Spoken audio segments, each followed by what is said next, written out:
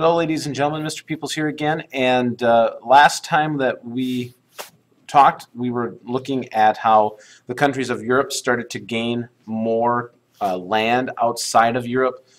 Italy taking over places in Africa, Germany rebuilding itself and breaking the Treaty of Versailles. And we talked about the leaders of all of the countries that are involved in World War II. We're now going to talk about how Hitler specifically started to take over places in Europe and how he did it without a whole lot of opposition. There weren't a lot of people telling him to stop, or there were people telling him to stop, but he just didn't listen to them.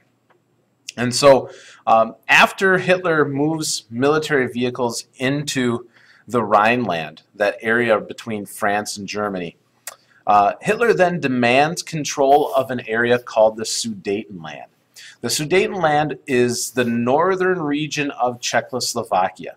And the reason he demands control of this area is because he claimed that there were very large numbers of true German people living in that area. That's what he said publicly. What we know now is that that area of the Sudetenland holds many of the forts that Czechoslovakia had to protect themselves. It is also a very hilly region. So once those forts were taken over, or if they had been taken over by any kind of an enemy, the Czechoslovakians would not be able to protect themselves.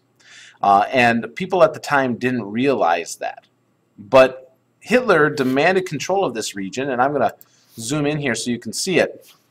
He demands control of this orange area here of Czechoslovakia called the Sudetenland.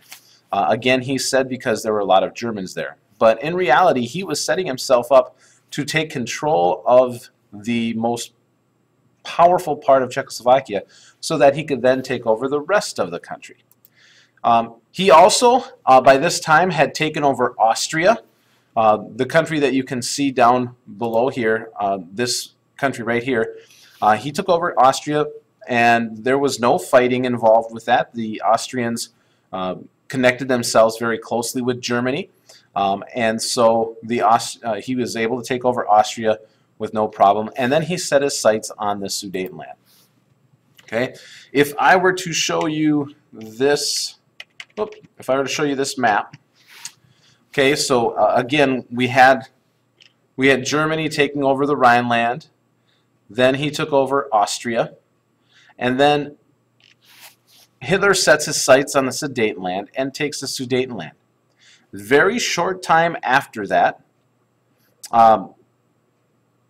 he's going to try and take over Czechoslovakia. Now, the world at this point is saying, hold on now, Hitler.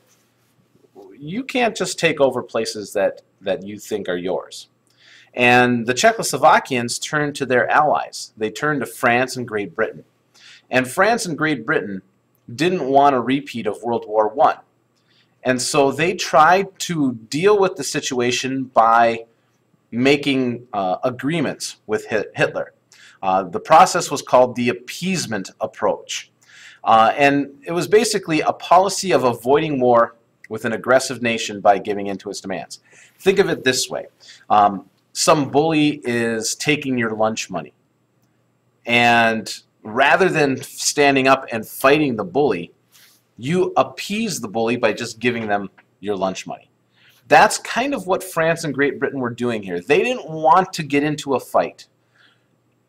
And so rather than fighting, they just said, okay, you can have that area of the Sudetenland, but you have to promise not to take any more land. So Hitler signs this deal. He signs a piece of paper promising to not take over any more areas in Europe. So Germany was handed control of the Sudetenland by France and Great Britain in return for Hitler saying, I'm done. There were a lot of people that didn't believe Hitler. One of them was a man by the name of Winston Churchill. Winston Churchill eventually becomes the Prime Minister of Britain. And so this is one man who didn't believe Hitler's agreement. And he actually was correct. Hitler didn't have any plans of keeping his word. And so after He's given the Sudetenland. He very quickly after that takes over Czechoslovakia. So if I can go back to that map again. So after being given the Sudetenland, he then takes over the rest of Czechoslovakia. And the Czechoslovakian people had nothing that they could do to stop it. So if you can see this now, it's not even 1939 yet. And Hitler has taken over the rest of Germany, Austria, and Czechoslovakia. And World War II hasn't even started yet. And he's been pretty much given those things, in the case of Czechoslovakia, by the other leaders. Now in 1939, things start to speed up. In August of 1939, the news of this event shocks the world.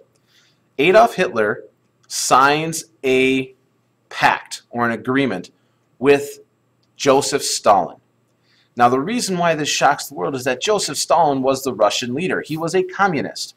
And Hitler, very clearly in his book called Mein Kampf, when he wrote his book, he very clearly states that his goal is to take over Russia, and his goal is, or that he hates communists.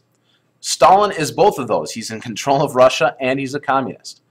And so this surprises the world when in August of 1939, Hitler and Stalin make an agreement not to fight each other. Now, the way it works is that Hitler had a plan already. Hitler had told Stalin that next month he was going to invade Poland.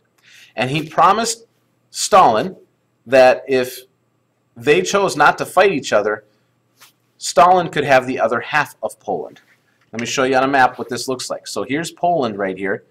Hitler was going to attack into Poland, and he told the Soviet leader, you can have this half over here, and I'm going to take this half. Let's just promise not to fight each other. Now this was very smart because Hitler believed that Stalin wouldn't break his word. And Stalin, for a moment there, believed that Hitler wasn't going to break his word. But we're going to see that that doesn't happen. You can also see Italy here on this map. Italy's taking over other places. When Hitler starts to take over places, Italy takes over places in Africa, as well as you can see there, Albania has fallen to Italy. On September 1st, 1939, Adolf Hitler and the German army marches into Poland, officially starting World War II. And you can see the Soviet Union marched into the other half of Poland and took the other half. Now, this was, a lot of people believe that this was coming, but they didn't want it to happen, especially Britain and France, being that just 20 years earlier they had been involved in World War I. But on September 3rd, 2 days after the Germans invade Poland, Britain and France, known as the Allied powers, declare war on Germany. And officially, World War II has started. Now, Hitler uses a style of war called Blitzkrieg, or lightning war, which was a strategy of quick, hard attacks into Poland, and the Polish army wasn't prepared, and the Allied powers weren't prepared for this. It was a new style of fighting, and I'll show you a video clip of what that looks like in class. In October of 1939, so a month after the war started, Germany and the Soviet Union have control over Poland.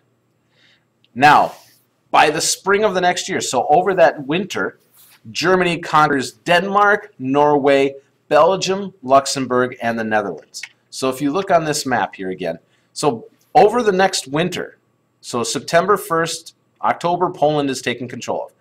Over the next winter, Hungary and Romania, Bulgaria, they all fall. The Germans then set their sights on these other countries. Denmark first, Norway next. This is within a couple of months. Okay? You have Belgium, the Netherlands, and by the spring of 1940, the Germans have virtually taken over all of Europe. It happened that quickly. June 22nd, 1940, France surrenders to Germany. And so in less than 1 year, Hitler gains control over all of this area. Now you might be asking, why not Spain? Well, Spain was an ally of Germany, and so Hitler had no need to take it over because he had a friend there in Spain. So you can see this happens very quickly and shocks the world. The only allied power that's left at this point is Britain, an island country, and they're stuck out on this island facing Germany alone.